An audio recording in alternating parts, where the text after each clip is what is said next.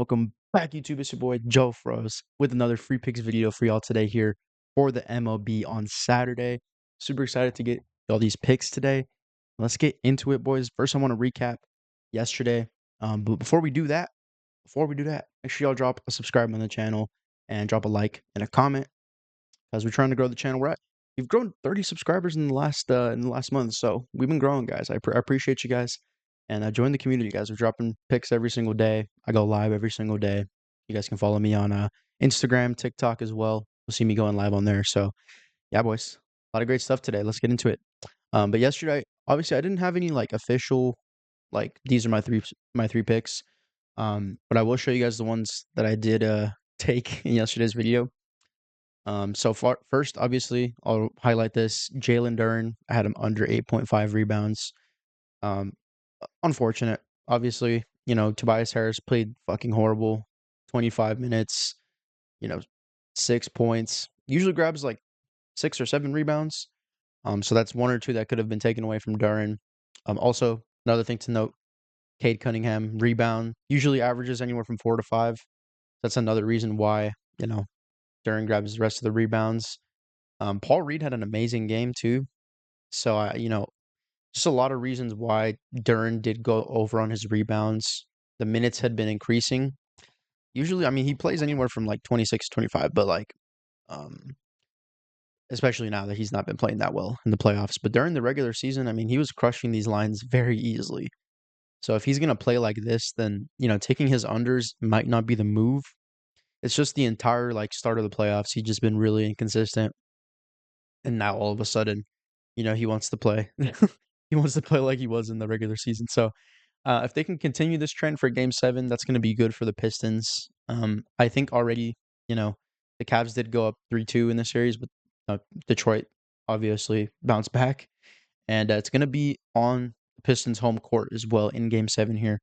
So should be an interesting game. I think Pistons probably going to take it just based on momentum.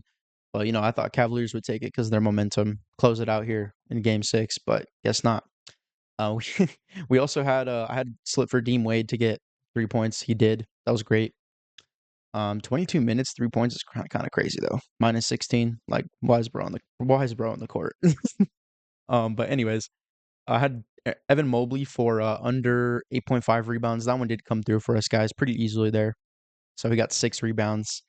And he was looking a little bit better as well. 36 minutes, second most on the team.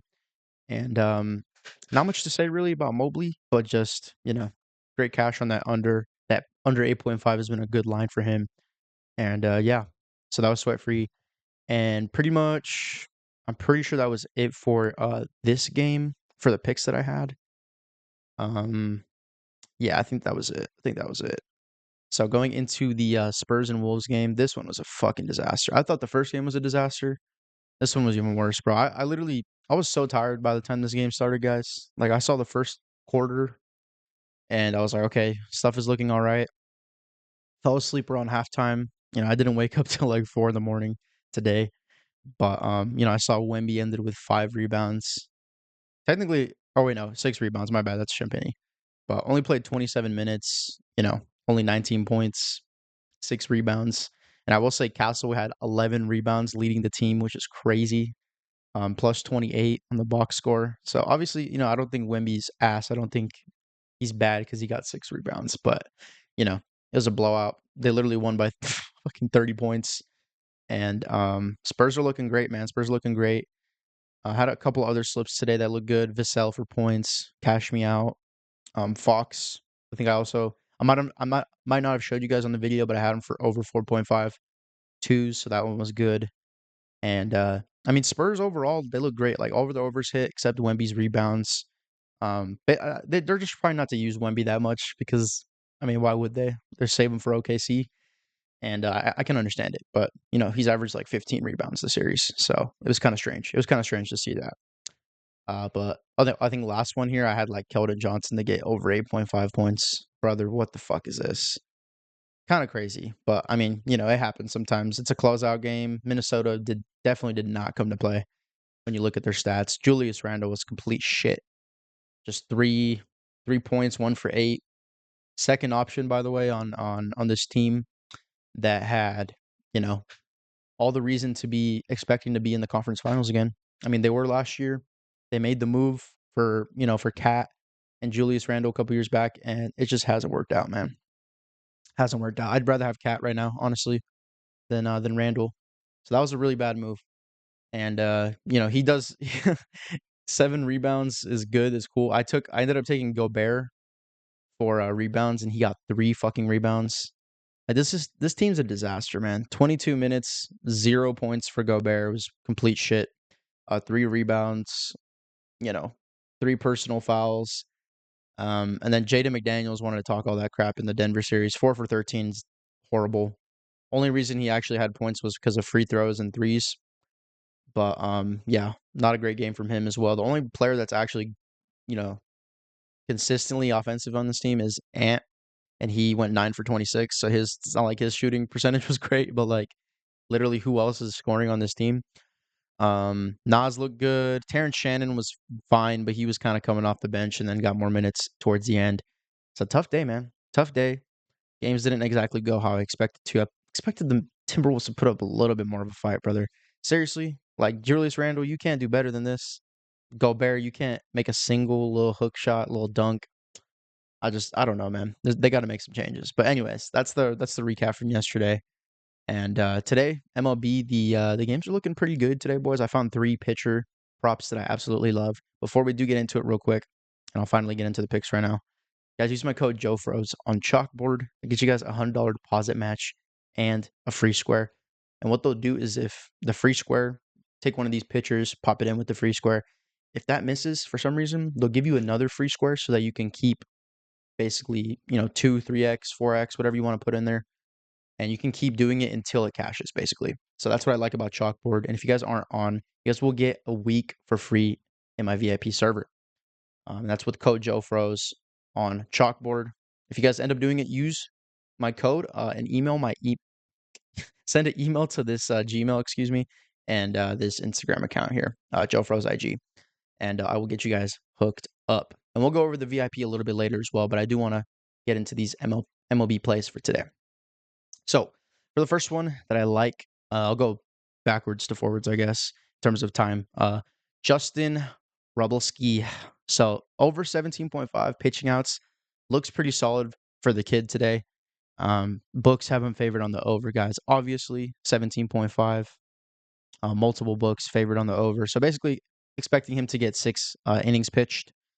And he's been looking good. He's been looking good last couple games. In April, looked good. All of May looked pretty good. Obviously, did go almost the distance. 8.1, 26 pitching outs is crazy. Obviously, getting a lot of earned runs, but coach is keeping him in. And probably, earned a lot of those runs towards the end of the game. But that doesn't matter to me for pitching outs. Looks like he can probably go the distance at 6 at least. And this isn't exactly a great, batting matchup against him. You guys can see right here, he's a lefty.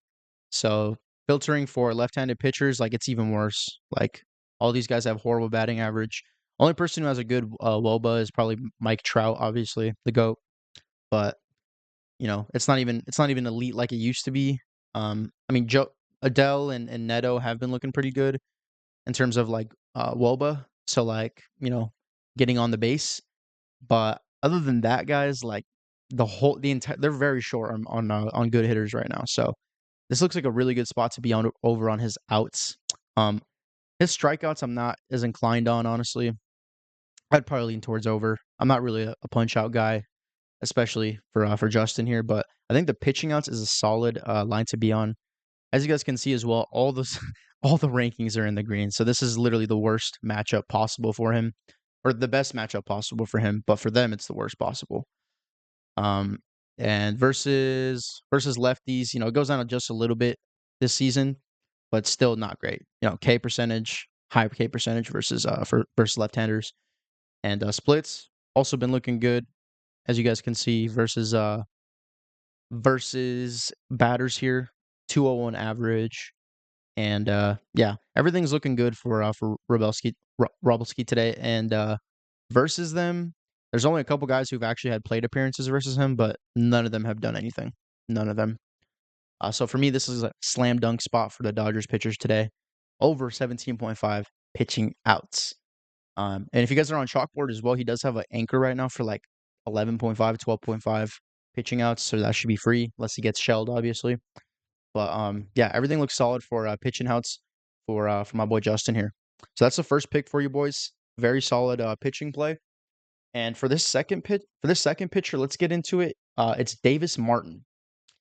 Davis Martin, pitcher for the White Sox. Obviously been very good this year. Very good. 5-1 record, 1.62 ERA, 1 whip, 52 Ks. So originally I did want to be on his Ks, but it kind of moved me over just a little bit to his pitching outs as well. And that's because, obviously it's a little bit better of a matchup, or a little bit worse of a matchup for him with the bats here. So as you guys can see for pitching outs, he's been clearing it pretty consistently. He did end at like midway through the sixth, on April 28th. But since then, he's been clearing past 6 innings pretty consistently, and he's been pretty much one of their aces. And I love Davis Martin today, guys. I love Davis Martin. Cubs are coming in to the White Sox. I forget if it's was it Southside Chicago? But I've been by the stadium, man. They've been getting better though. They've been getting better, and yeah, I think he has a great matchup today. There is a couple batters that I am concerned about, obviously, and some of those are when I go to right-hand pitchers, which Martin is. You guys can see Happ, Ian Happ, over a 4.2 WOBA. We got Suzuki starting to get there. And anything over 4 is considered elite, guys. So Suzuki has been pretty good against right-handed pitchers. And then Ballesteros, I think is how you say his name. Moises Ballesteros, over 3.4 WOBA as well. So those are the 3 guys I'm a little bit concerned about in this batting lineup. But other than that, as you guys can see, pretty much all the batting averages have been pretty mid. Some pretty decent strikeout percentages for Happ and for Suzuki here. So that, that's promising. Hopefully he strikes them out. But that's why I was kind of leaning away from the strikeouts. His strikeouts have been looking great. So if you guys want to be on his over 4.5, I don't mind it. Honestly, I don't. But he is heavily favored for the under 5.5. So I think it's like pretty. It'll probably end at 5, but at the same time, I don't really want to risk it. And I think the pitching outs is a little bit more safe, just because it's hard for them to can their guy. Like Davis Martin, probably gonna go 6. I mean, their relief pitchers right here. Let me pull them up right here. I don't even know if I can on this one. Hold up. But I don't even know if they have any good relief pitchers that can, really take over for Martin here. And I'm not really too, I'm not too tapped in on their bullpen, but Martin has been a great pitcher, great record, and I think there's a good chance they keep him in past 6. So that's the second play for today, guys. Davis Martin. Obviously, a couple batters that I'm a little bit concerned about: Ballesteros, Happ, and Suzuki. But the rest of them don't really face much of a threat, especially against right-handed pitchers. And Davis has a little bit of an issue against Bregman as well. 3 plate appearances, 500 average. But it's not like he absolutely owns him. He just basically has a double against him, as you can see on the bottom here, versus Bregman. And yeah, that's the only guy I'm concerned about, and then the other 3 guys. But everything else looks good for Martin today here on the over pitching outs. So that's the second pick for today, boys. And the last one for today is it's an earned runs prop. So we're looking at Eduardo Rodriguez under 3.5 earned runs. Now I rarely see these pitchers getting over 4. He did have 2 in April, obviously against the Orioles and the Sox. But ever since then, past April, he's been looking good, man. 2 innings, 0 innings, 2 runs, 0 runs, 1 run. You guys have to forgive me. I'm trying to get more into the MLB stuff. I've been a big fan for a couple years, but I'm really just starting to get into like the advanced stats and all the players and stuff. So forgive me if I'm a little bit slow on it. I'm an NBA guy, NFL guy, but I'm trying my best. I think this looks good though. I think this looks good. Under 3.5. All the books tend to agree with us here, as you guys can see. Favored on that under. Fliff has him heavily favored on the under, so don't take it on Fliff if you're gonna take that under. But everything else looks good. Averaging 1.7 in his last 10, guys, and then 2.2 in his last 5. Both of those games probably, not having a good week. Obviously, both of those are in like the span of a week. So I think his trends are on our side here. And if I go over to the RotoWire projections for him as well, I could show you guys the RotoWire projections for the other guys, like for Robleski. Like you guys can see, he's in his last 5 games, he's clearly going over that 6, going into the 7th. And for our boy Martin right here, you guys can see as well, also has a good chance of going over that 6. He did get pulled, obviously, the last other game, but most of the time he's making it past that 6th inning. But when I look at our boy Rodriguez here, you guys can see the starting pitching intel tells us a lot that we need to know here. So if you guys want to be on Rodriguez Ks, I don't mind it as well. So if you can look at his punch outs here, projected for about 5, and his overs at 4.5. So I think there's a good chance here, especially against left-handed pitchers, man.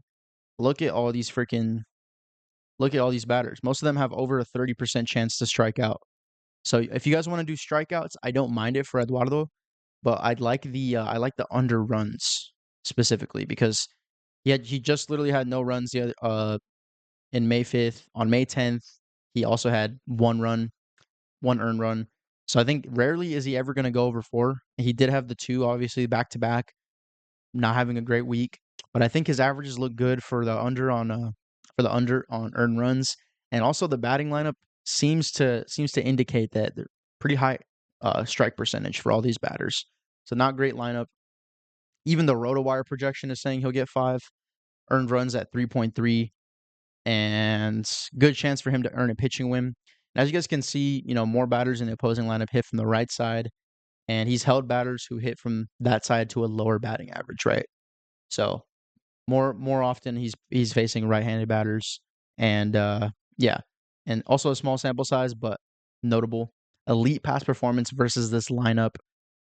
He's good versus Rodriguez.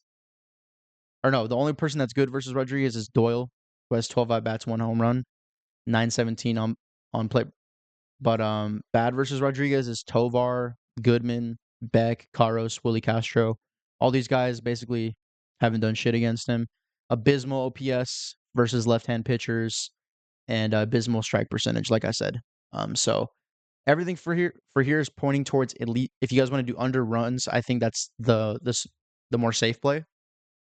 Under earned runs, basically expecting him to just not have a shit game. And if you guys want to do the punch outs, if you're a little bit more aggressive on it, I think I like his punch outs as well. But also, I found these from the Props Edge cheat sheet, guys. So right on here, you guys see there's a K's prop cheat sheet. We also have a home run one, which I'll show you right now as well. But I found a lot of the top pitchers on here today. DeGrom to go over 7Ks, Sanchez, some of them that I thought are a little overvalued in my opinion. But Eduardo looks good for the over. If you guys want to take Davis, like I said, Davis for the over Ks is a solid one. And for home runs, they also have like home run cheat sheets as well. Schwarber, probably the number 1 right now, and Murakami. But I would probably take Schwarber to go yard today. Very good chance he does. And they just got all kinds of stuff, man. They got all kinds of stuff. They got plus EV plays as well. Me personally, I'm in Cali, so I can't take the EV plays. I mean, I can, but only on books that I have here. But if you guys are in another state, you guys have all these books, by all means, man, take these EV plays. Take these EV plays. They have arbitrage tool as well on Props Edge here. And yeah, guys, I can get you a 20% off code with code Joe on sign up. So if you guys, I'll leave a link for y'all in the description as well if you guys want to use this tool. Great for MLB, great for NBA, great for NHL. Has like pretty much every single sport and esports as well. So for me, I use it every single day. I love it, guys. Code Joe gets you 20% off. But those are the 3 picks for today, guys. Rodriguez under runs, Martin over pitching outs, and Justin obviously over pitching outs as well. Those are the 3 MLB plays for y'all today. Make sure y'all use my code Joe Froze on Chalkboard if you guys aren't already on. I can get you guys a free week in the VIP. And also, if you guys are not on Prize Picks, Underdog, Sleeper, Better Picks, Chalkboard, or Dabble, also can get you guys on there as well with my code Joe Froze. On Dabble here, you guys can deposit. You guys don't have to deposit anything. They'll give you $10 for free.